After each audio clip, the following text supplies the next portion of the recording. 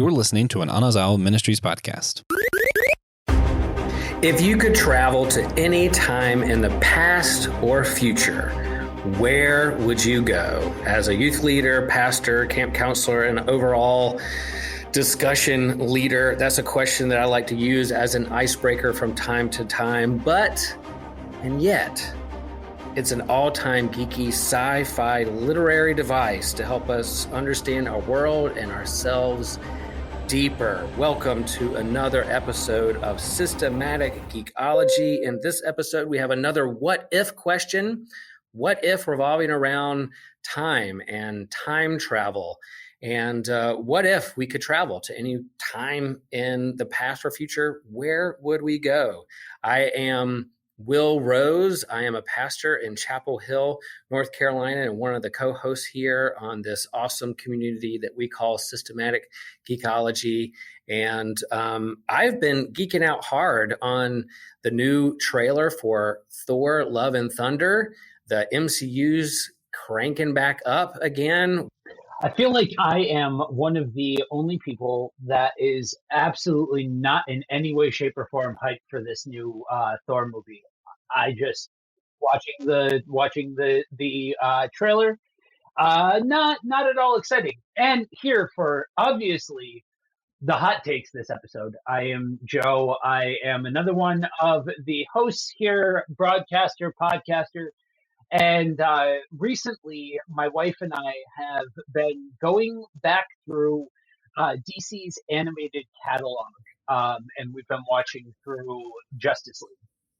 Nice. Yeah. So that's kind of the umbrella and the circus tent of Systematic Geekology, is that we are all geeks underneath this circus tent, and there's a lot of diversity within there. So I couldn't be more hyped and more excited about the Thor movie. And Joe has confessed that he's not excited about this movie, but we're still under the same tent and we're brothers in Christ, and we can have these discussions, which is why we do this, to model for you all how to have these geeky conversations and still have differing opinions or thoughts or hype levels.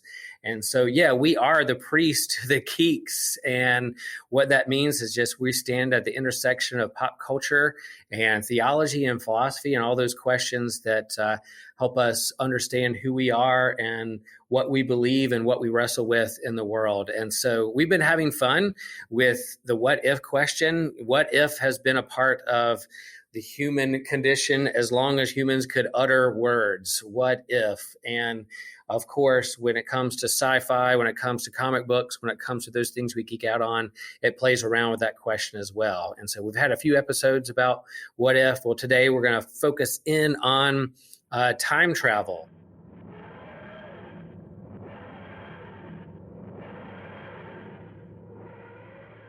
And, you know, we could spend probably a whole series on the science behind it, the is it possible or not? And any one, you know, Joe, I just Googled, like, what does the interwebs think the top 10 time travel movies are? And man, I know it's hard for you to believe this, but there was a lot of differing opinions on that top 10 list. So, you know, we could go hours and hours and hours, but we're going to try to focus in on these things. And so, yeah, we invite you, as I talked about this community that we're forming and growing and a part of, invite you to be a part of our Facebook group and Facebook page, and go to our website and be a part of our Patreon and let us know your thoughts and opinions and hot takes and where would you fit in all these questions. A lot of good stuff out there, a lot of good content. And so we're excited that you're spending a little bit of time with us, listening to these episodes and engaging with us. Yeah, it's a really special thing when you look around and see that there are so many different varying nerds and geeks that are out there. You know, time travel is one of those things I can think back as far as sci-fi elements that has always intrigued me, even as a kid. I've always been a bit of an existentialist in ways, even as a child. Yeah. And so something like answering the question of what if, right? What if you could go back and change different aspects of your own life? What if you could go back and, relive something or something along those lines? Has been something that has been really intriguing to me, it just probably speaks to why I'm such a big Flash fan, because that's such a big part of his Absolutely. story and things like that. But even to movies like Back to the Future and stuff like that, Mm, where you're thinking about, the different ideas behind what is even possible. When you start to peel back the layers of something like time travel, it's this idea of wanting to bear an impact on the things that have happened, or to go forward and to see how something is going to play out. I think at a primal level, when you start talking about things like time travel and stuff like that, you're talking at the very foundation of the control issues that us as humans mm. wrestle with on a regular basis. And so when you have something like time travel, you can go the viewpoint of talking about how it's the concept is introduced from a media standpoint in like these movies and TV shows and comics and different mediums that use the concept. But I think so quickly with this one in particular, shades of the individual become reflected in the way that it comes up in the subtopic of time travel, because it can become a very personal Mm. sort of subject matter and things like that. Yeah, sure, there's a contingent of people that are just, they think it's cool, but generally, this is one of those topics where it becomes very easy to really drive into kind of the personal motive or philosophy behind why time travel is so interesting, or for some, why they just out and out think that to even think about it is a sin or some kind of, abomination or something along those Yeah, we'll get a little bit of our personal choices a little bit later on to tease you a little bit later on. I'm going to ask Joe where he would go if he could go anywhere in time, and he'll ask me the same, and we'll talk about those things. But you're right. It's like that thought experiment. We are finite, limited creatures who are on this kind of somewhat linear path, putting quantum physics and relativity aside for the moment in terms of we're limited to.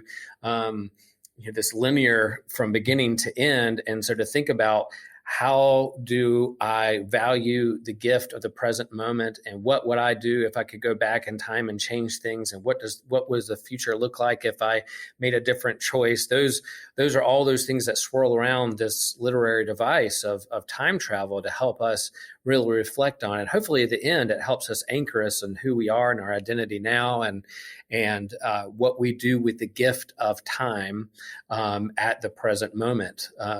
So it was fun in preparation for this episode, looking back and looking at all those things that are out there. And I think people, human beings, philosophers, theologians have always kind of used this as a device to think about. It's in scripture as well. But in terms of like the 1800s, authors and poets would talk about these time slips, or reflecting on being an outside observer, looking back at the past. And then you have H.G. Wells, The Time Machine.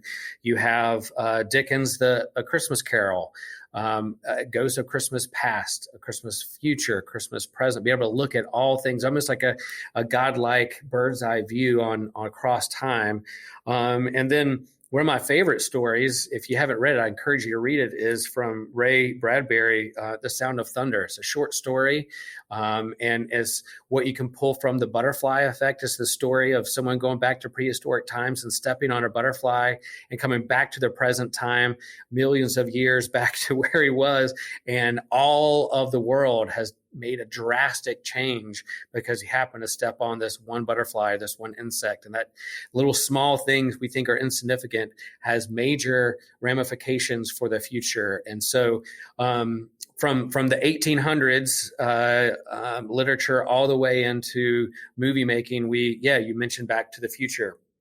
That's usually at the top 10, number one of all the top 10. But you have other things on there too, like, of course, Bill and Ted's Excellent Adventure, and you have Quantum Leap, you have Endgame, even Groundhog Day, of this kind of time slip. We had an episode on Groundhog Day about what we do for the same day over and over again. Joe, what would you say is your top favorite time travel movie or story out there, that other than The Flash, because we know that's your wheelhouse there, but is there a movie that sticks out for you, or a story? Yeah, so I think for very different reasons, my top two are The Butterfly Effect and Back to the Future for movies. Um, The I Butterfly Effect, the movie that came out, not Ray Bradbury's Sound of Thunder, but the actual well, movie. well, that was actually what. So in movie form, those are my top two.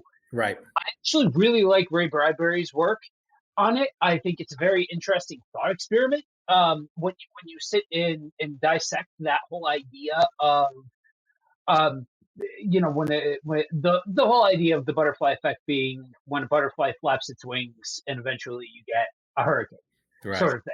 And every kind of this whole idea of ripple effects as we interact with the world around us. And I think that that kind of idea in two vastly different directions is kind of what shapes what I find so appealing about this type of storytelling. And I look at the common thread, right, of these vastly different works. At the top of the list for me is the Flashpoint paradox. Mm-hmm. I think the whole idea of changing something seemingly insignificant and the ripple effects that happen in time as a side effect is so fascinating. And to me, that is one of those works that kind of transcends its medium as far as that. I think it's the same deal with Back to the Future. I think, yeah, everybody that played in Back to the Future, Doc Brown, Michael J. Fox, everybody did a bang up job, wonderful. But at its fundamental level, it asks questions that us as humans enjoy asking for a variety of reasons. That when you peel back that initial layer of it's just a fun movie to what is this movie getting at and what kind of questions is it asking, I think that's way more telling for this style of storytelling. Yeah, and I was thinking about, I even asked my daughter, I was like, what's your favorite time travel movie? And she immediately went to this movie called About Time. I think it's a romantic movie I haven't seen, but it's at the top of the list too. That I'm like, man, I need to go check that one out. And then of course we talked about Back to the Future, but then I started thinking about, the comic book world that I love so much, that Captain America is a time traveling story. It's a guy who was frozen in time and brought back to the modern world, and he's like a fish out of water trying to figure out who he is in this modern, postmodern world. In the same way with like X-Men Days of Future Past, a classic X-Men story of going to the future and seeing, wow, what is this like? And then coming back to your present form in history or in time, and warning your fellow people, if we don't do this, then this is what the future could look like if we don't make these important decisions. And so there's a lot of scientists and philosophers and theologians who will point to the future and make predictions and say, here are the things we need to do now to make sure we have a future for grandchildren, whether it's with the environment or our decisions we make about technology. And then you have like the dystopian cautionary tales of like the Terminator. Robo's going to take over and come back and get us because there's a leader out there who's going to rise the resistance. So it's a lot of fun stuff. And then it's funny, this past year, or I guess over the last couple of years, when the military started leaking this footage of like UFOs and slowly rolling out there that this is some technology or some things going on there we can't explain, whether it's aliens or spaceships or something out there. My wife turned to me and said, what if it's us? What if it's us from a different like timeline or on a quantum level coming back to look at us? Or maybe time travel is possible and it's just us coming back to either observe or change things to help things better. That happened during a pandemic. Joe, do you think time travel is actually possible? Is it something that we just dreamt up as a cautionary tale or a thought experiment, or is this something that's really something humans could actually tap into at some point? So I think that's really that's the other side of the coin, right? The one side of the coin is linear line time travel, going back from point A to point B or going forward from point A to point B. The other side of that is multiverse theory. And that's when you get into branching timelines or you get into what it means to interact with um, a previous timeline and different things like that. And, I'm one that has to pay attention to the science of it all. There's the geeky part of my brain that I was a teenager when I first started studying quantum theory and things like that because it's just something that's fascinating to me. And so quantum physics and exploring the parameters of what it would actually look like to implement out and out time travel and breaking the linear space time continuum is a fascinating thought experiment. But when I couple that with the theological part of my brain, not to jump the shark, but there's so much debate, right? And I think for those of you listening that are Christians, and even for those of you that aren't Christians, you guys know there's a lot of debate that centers around Genesis. What is 7 days? What is these different parameters of time that are given in these different parts of the Bible? What does the Bible mean? Does it mean it literal? Does it mean it figuratively? All of those kinds of things. Ultimately, we know that there is a vastly big difference between the way that God operates in the sense of time and the way that we operate in the sense of time. And so when we push, I'll say outward from our linear path, when we push on the walls of our existence within the space time continuum, I fundamentally believe that by and large, we are pushing out towards God in towards this idea of there being an existence and time outside of what we know as existence in time. And the Bible talks about things like heaven, hell, different things like that, where a lot of times we will point upward, we will think upward, we will think in that sort of idea when we think about heaven. But it would seem like to me that the science and the proper scripture reading would point towards more of to put it into our terms, in an interdimensional relationship towards something like heaven or something like that, rather than it being a physical location up in the sky. There's a million asterisks. There's a million different caveats and conversations to be had as far as all of that goes. But I think to put it into a soundbite form, that would be more of the relationship as far as how those two existences kind of interplay. And so when we test those parameters, I honestly believe that it's humans engaging with a native instinct towards the divine that we have that manifests in different ways, in different forms, things like that. That's getting towards that more of that multiversal breaking the paradigm of the linear path versus going from one point on the linear path to the other point of the linear path. Because when you're in that version of it, I think it very firmly sits and rests on humans' desire to control the outcome of a situation, be it a situation that's already happened or be it one that it has yet to happen. We have this idea and this desire to be artifacts or to build the architecture of our own destiny in some regards.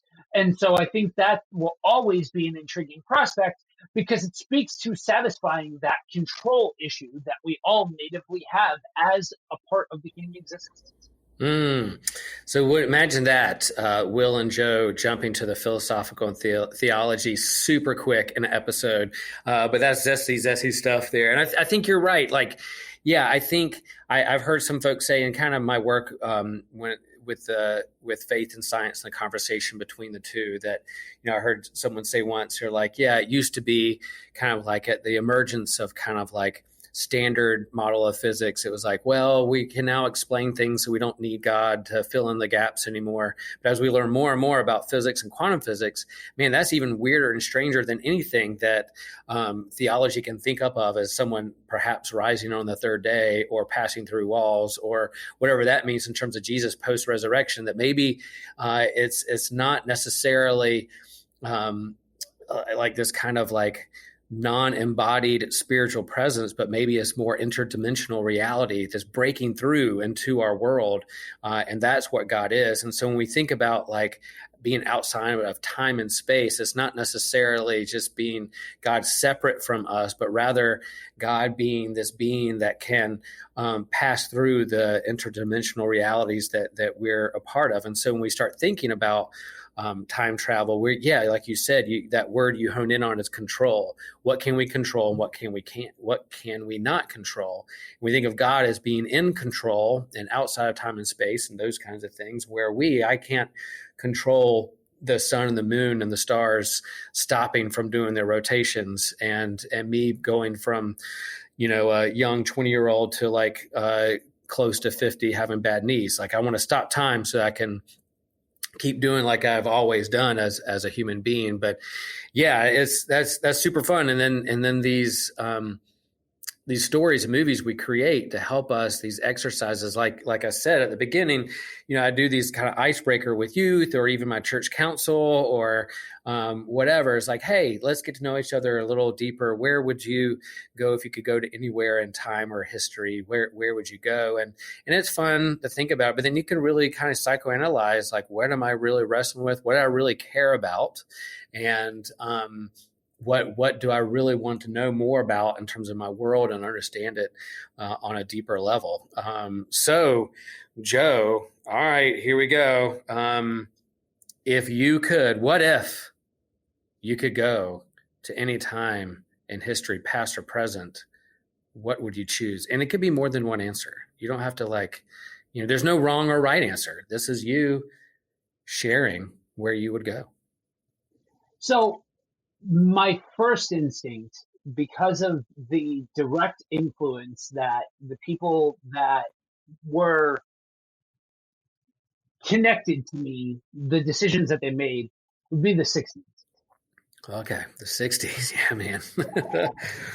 There's definitely members of my family that made decisions that had generational impact that centered around the 60s and things like that. And I also think that from a climate standpoint, you can trace a lot of different things, both good and bad, back to the 50s and 60s.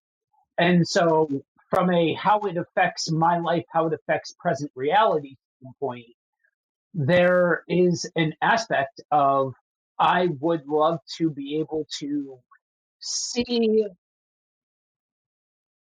and experience what life was like for the person that was actually in it during that period of time, because it's an entirely different world, right? It's an entirely different world back then than what we know today.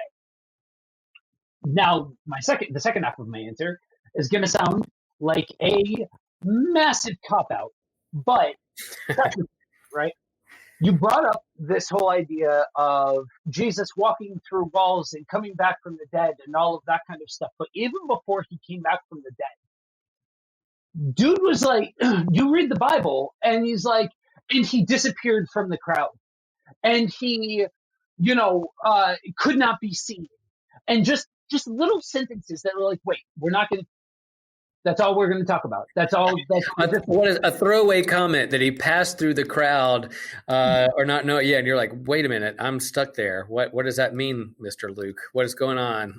Right, exactly. And so there's absolutely, whether you believe or not, we're not here to get into the cessationist argument and all of that kind of stuff. But I think confidently, regardless of what viewpoint of whatever fence you hold, that there was absolutely a time in the in the annals of history where miraculous events happened on a much more frequent basis, much more regularly, much more open, all of those kinds of things. Like these were a part of reality in a more substantive way than what we experience in the here and now. And so going back to that period of time and being able to see the interaction between the natural and the supernatural, quote unquote, is really fascinating to me, because to tie this into time travel, right? We build as humans, we like boxes. We like things to be nice and neat and tidy and all of those kinds of things. And I think we do the exact same thing when we look at something like theory and physics and science, regardless of whether or not you're pro religion, anti science, or pro science, anti religion. Which, spoilers, neither of those points of view are good. Those worlds belong together. As much as people don't want to admit to it, sometimes those two things are in fact peanut butter and jelly. But all of that being said, we like to put these different things in these different boxes, but we forget sometimes that Christianity is not a Western religion, natively speaking. It is, in fact, an Eastern religion. And there's a lot of supernaturalism to Christianity. To believe it at its core, you have to believe that a man died and came back from the dead, and then displayed and gave out, distributed, that's the word I'm looking for, his supernatural essence and spirit unto his followers. I just explained the death, burial, and resurrection in the Holy Spirit, but just in more mystical terms. So to me, going back to a time where that was more of the everyday and it was less stonewalled by the parameters of logical thinking and all of those kinds of things, is fascinating from a scientific standpoint too, because we look at all of these different miracles, and I honestly think that there's something to the idea that, okay, so if the son of the one that created all of it was walking here on earth, wouldn't it stand to reason that he would have the ability to bend the laws of nature to interact in the way that he's trying to make them interact? I'm just saying, like, we sit here and think of all these different mystic things and different things like that, but why can't it be as simple as the one who created all of it knows how to manipulate it to make the thing happen that he wants to have happen? Yeah, and I think there isn't a sense that, again, like with the Renaissance and modernism and postmodernism, there's a loss of sense of magic and wonder in the world, because we feel like we can explain it all. But as we get more and more deeper, and as you said, peel back the layers even deeper to understand the fabric of the universe on a quantum level, it starts to get stranger and weirder. And then we start talking about like multiverses, and you're like, wow, wait a minute, are we just kind of flipping back on itself, this kind of sense of like quantum mysticism that's out there? And why couldn't be, if in terms of our understanding of Christ, of this person Jesus, be a part of that does bend reality, but also help uncover what the fabric of the universe looks like in terms of our interdimensional relationship with one another and the one who is the author of it all. I find absolutely intriguing, and that sense of wonder still is what captivates me to continue to explore and follow this guy and study him even deeper on those levels. And when you go through and you explore the different possibilities, right? Because like you said, we could sit and just camp on the topic of, are top 10 time travel stories in movies, media, and comics. And that could be a conversation unto itself. But if you're asking the parameters of what if this time travel thing happened? What if something was different? And you're getting down to the brass taxes of asking that what if question, you realize the more that we can't actually explain.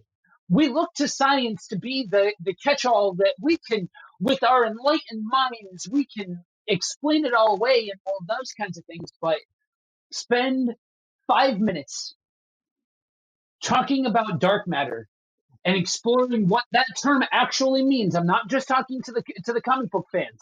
I'm not just talking to all you Flash fans out there. I'm talking about actually think or actually do spend 5 minutes exploring what exactly dark matter is and what it could be, and you realize there are forces at play in the universe. You are a speck. You know what I mean? Like that's just the reality. We can't control any of this. We can understand at some level how it operates, but that doesn't mean that we can control it. And that goes into a whole subject matter as to why I really do fundamentally believe that the further that you explore into science and bending the rules of science to explore these different sci-fi elements, these different, things like time travel or AI or different things like that, that it all ultimately does point back to a creator.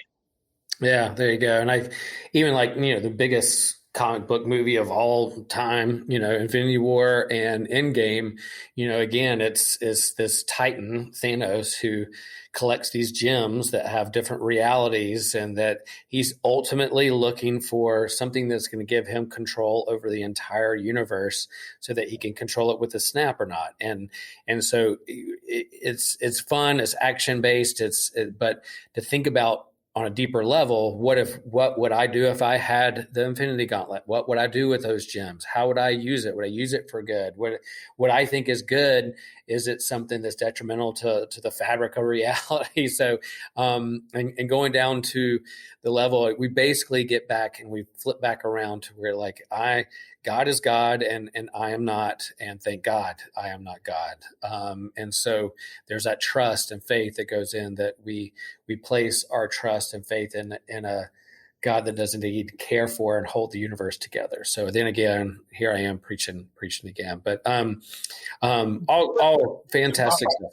I gotta jump in on that because I'm good for at least one hot take an episode. And so I think Days of Future Past is the undisputed king of time travel comic book stories.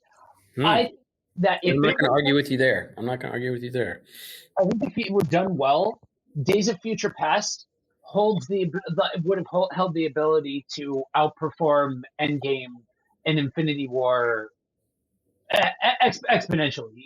I really think that is the most intriguing storytelling to me. It is so intriguing that I'm not going to say that Days of Future Past was a better movie than Endgame, but I do think story for story, in the way it was implemented, I think Days of Future Past tells a more compelling story than Endgame did. And here's the thing about that story, y'all. Chris Claremont wrote this, and it's a 2-issue story. Yeah. I mean, it's not an 8-issue thick graphic novel, 4-hour movie in 2 issues after he just finished the Dark Phoenix saga. And then I think it's Uncanny X-Men 141 and 142, or 140, maybe it's 2 or 3 issues that he does this kind of futuristic Days of Future Past. Kitty Pryde goes to the future and then has to come back and tell, but he does it in 2 issues and really kind of changes. I mean, Terminator got its legs because of that comic book. You read that story and think that he wrote it before the Terminator came out, before all these other time travel movies came out.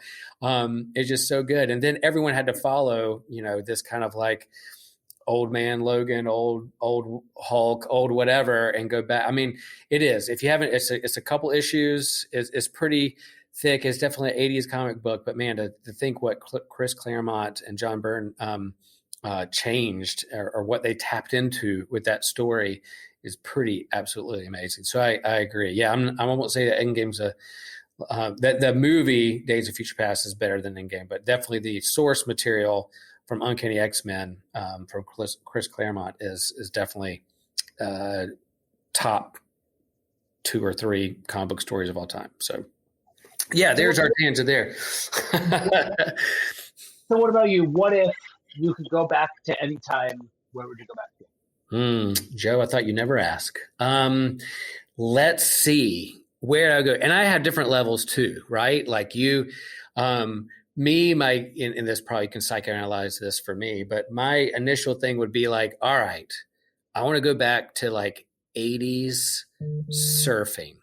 I want to go back to surfing in the 80s or late 70s, right when the thruster fin was emerging and the small performance surfboard was being created. And if I could surf like I do now and go back to then, man, I would be heads and shoulders. I could hang with those pros at that time. Like I'd love to hang out in like surfers culture in the late 70s, early 80s, with the wisdom and the ability I have now at that time. And that would be super fun to be a part of this. So it's kind of my fun thing. And of course, I would love to go back and just observe, not change or step on a butterfly or smash an insect at that time to change history, but to observe and see what Jesus of Nazareth really looked like, and how he postured himself. And yeah, there's that passage in John that talks about these stories are just written so you know, but there are many, many other stories that we're not even writing down yet.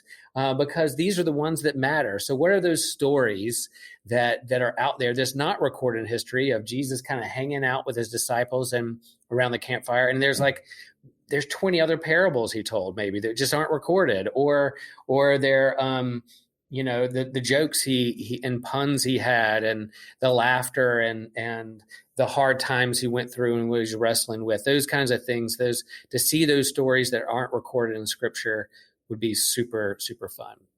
Yeah. And then the other caveat is, I'm most likely not going to live to see like the year 2200, right?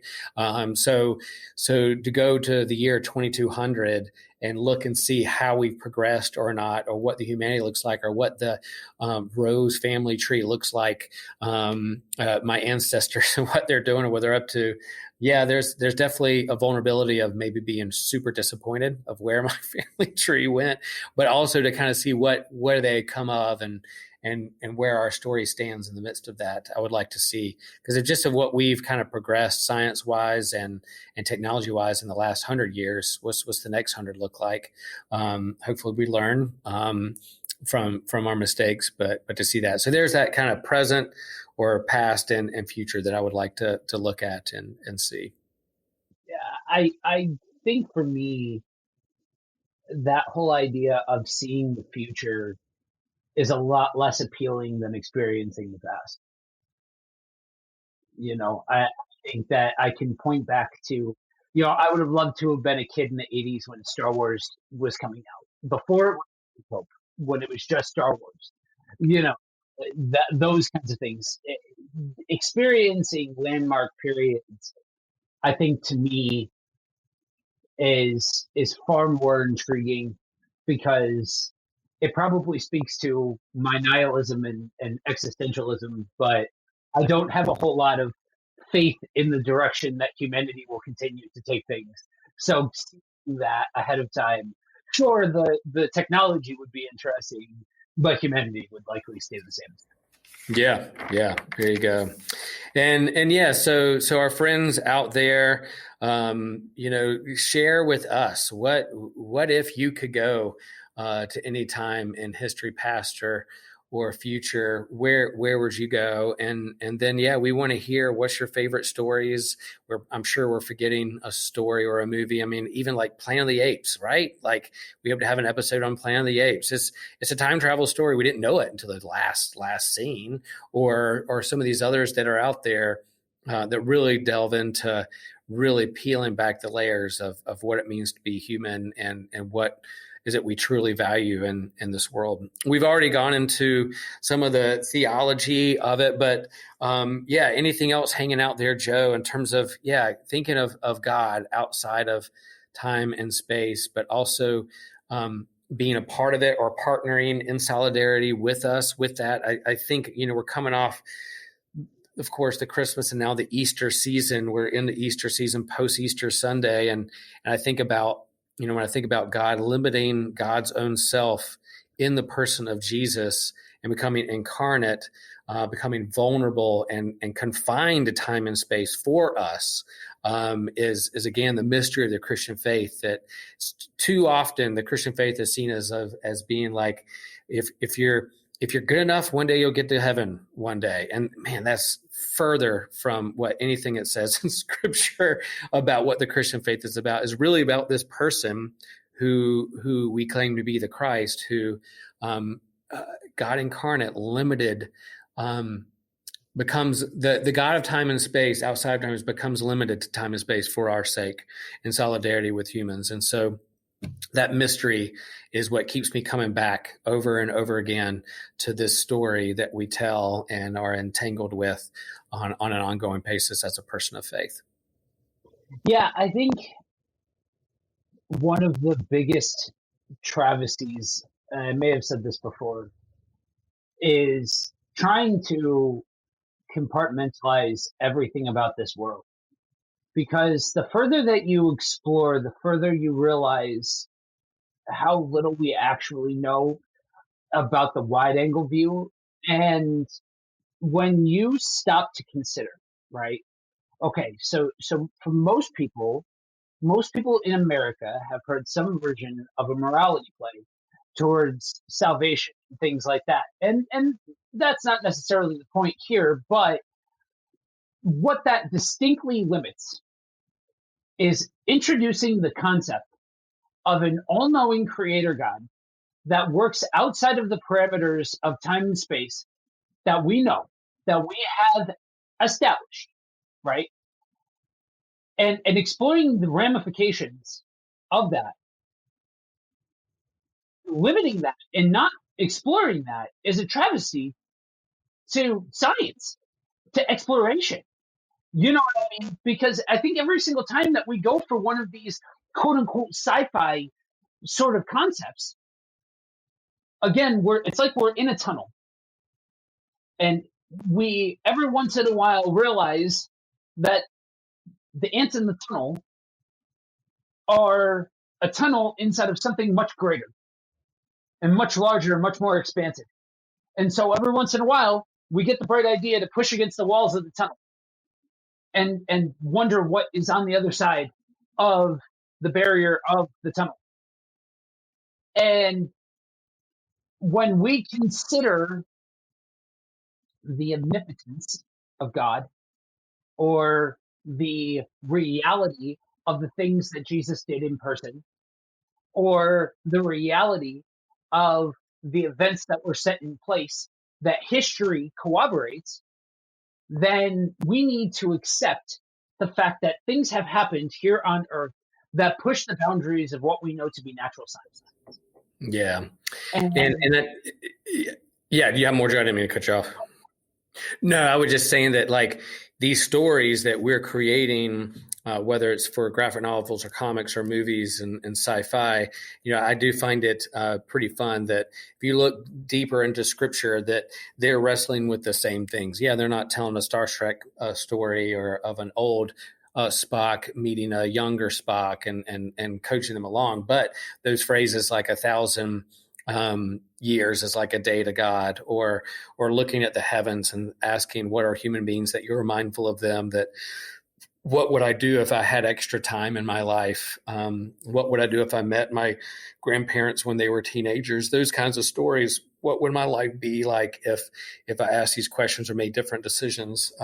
People are wrestling with that, and I think it'd be a helpful tool for us moving forward in our world to ask those what if questions. We could also get paralyzed by the what ifs, and not make any decisions. But because I think that we have a God who's with us every step of the way. But yeah, to think deeper and to ask what if, and to think about where we've come from and where we're going is pretty important for us as people of faith and just as general human beings. Yeah, it's very poetic in certain ways to look at the an episode on time travel and looking at a what if and having it almost be like a meta episode of what if. Because a lot of times these what if episodes are, what if this aspect of the story of this famous story would be slightly different and this happened instead, or some version thereof. But so much of that requires, okay, so what if so and so could go back, or what if we could go back, or you're talking about the fundamental building blocks of asking a question like what if, when you're talking about something like time travel. And so many times we don't even need to, for so many of us, look at what if this character over here did this thing that they didn't do. For this, we can look at what if we could go back and do this. We very much put ourselves in the driver's seat of being the main character of the story centered around time travel. And so an episode like this, I think in order to get there, you have to allow yourself the permission to be able to ask those questions and to explore those things without fear of feeling like you're doing something weird. You know what I mean? Like, that's not necessarily, you can get weird about this, but just natively looking at it, I don't think inherently does that. Yeah, I agree. And then I encourage our listeners to find, hopefully you're part of a good community, a safe community that can play around with these questions and thoughts and ask and not feel like you're being looked at as a weirdo or being judged by it, but as a kind of a thought experiment to explore these things together. I think community, again, we don't do all this by ourselves. We can get wrapped up in our own head and ask those things, but doing it in community with one another is pretty important too, which is why we have our Priest to the Geeks page and community as well that we hope you'll be engaged in. All right, it's time to wrap up. Joe, what are some recommendations you have or things you've been kind of leaning into as of late? So the Teenage Mutant Ninja Turtle comic run, The Last Ronin. Man, especially if you're a fan of the 80s cartoon, definitely pick up this miniseries. It's 6 issues, and the last I knew, the first several were free on Comixology. And this is some of the best turtle storytelling that there's been in quite a long time. Yeah, and if we're talking about time travel, yeah, it's like kind of a futuristic story, it's Dark Knight version of the Teenage Mutant Ninja Turtles. What if they're 20, 30, 40 years older, and what has happened in the past and how they've gotten to where they're going is a pretty cool. It's the Dark Knight Returns of Teenage Mutant Ninja Turtles, which is always fun to think about, what the future looked like and where are they going, where have they been.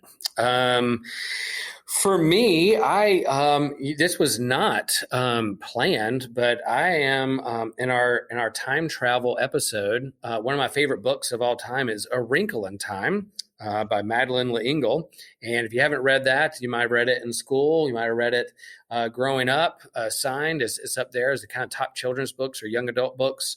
But again, it's sci-fi, and Madeleine L'Engle is confesses to she passed away, I think, early 2000s, but she's been on record as saying that she's a Christian. She's an Episcopalian, so faith plays a big part on her stories, her sci-fi, science, quantum physics / faith all comes in together. And I'm reading a book someone recommended that she wrote called Walking on Water, Reflections on Faith and Art. And it's a pretty good book, just talking about her hot take on creating stories and creating art and poetry and what that means to the person of faith. And she doesn't compartmentalize secular and sacred. She's like, all art is sacred, and it's how we using that gift, being a good steward of those things. So she It's a fantastic book. If you like A Wrinkle in Time, you get a picture of her personality in Walking on Water. I encourage you to do that. And then I'll recommend there's a time travel-esque sci-fi comic book out there called Paper Girls by Brian K. Vaughan and Cliff Chang. And it's pretty good. It's pretty fun. And I would love to see it as a movie or a TV show or a cartoon at some point. It has it's probably rated R, in terms of like its content. But hey, if you can't handle a few cuss words here and there, don't read it. That's okay. Not judging, but just to let you know out there, it could be out there for you. It's from Image, I believe. But yeah, Paper Girls is a fun time travel comic book that's somewhat independent apart from Marvel and DC. Cool. All right, y'all. Well, we hope you enjoyed this. And again, go back and let us know what you think. And we'll do some polls and we'll do some promoting. And we'd love to hear what your favorite time travel genre or movie or story is. And then let us know, what if you could travel into the time of past or future? Where would you go? And what would that mean for you? Again, check out our website. Hit us up on social media, and make sure you check out our Patreon page as well. We're going to do some exclusive content there, and then you support the show so that we can continue to do shows like this and broaden our reach. Who knows? We might even show up at a Comic-Con one day. Who knows? We might have a systematic ecology convention all on our own somewhere in the United States or Europe or Hawaii. I don't know, but if you give enough on Patreon, we'll make it happen. We promise. You can give anywhere from $1 to $1 million. We'll be happy to put that money to good use to continue to expand our reach as systematic ecology. Joe, where can people find you? I am live on the air 6 out of the 7 days a week with Buddy Walk with Jesus and Kingdom on the Road. You can find me on Facebook, Instagram, all the socials, and anywhere you can find podcasts. Yeah, and I am too. I'm on the social media, Facebook and Twitter and Instagram. And then my church, Holy Trinity Lutheran Church, has a website and a YouTube channel that if you can go back and you're curious what our worship looks like and some of the other things I preach about, feel free to hit us up and look at that as well. Again, y'all, thank you for your time, and it's so fun to hang out with you. And remember to share the faith and share the geek.